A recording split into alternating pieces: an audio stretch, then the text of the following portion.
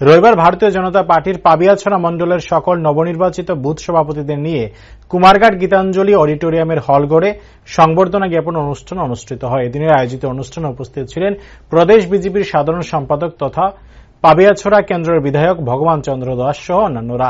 ভারতীয় জনতা পার্টির পাবিয়াছড়া মণ্ডলের অন্তর্গত প্রতিটি বুথের নবনির্বাচিত সকল বুথ সভাপতিদের শুভেচ্ছা এবং অভিনন্দন জানান বিধায়ক ভগবান চন্দ্র দাস। বুথ স্তরে ভারতীয় জনতা পার্টির সংগঠনকে আরও বেশি মজবুত এবং শক্তিশালী করতে বুথ সভাপতিদের সুযোগ্য নেতৃত্ব অনেক বেশি ফলপ্রসূ হবে বলে আশা প্রকাশ করেন তিনি।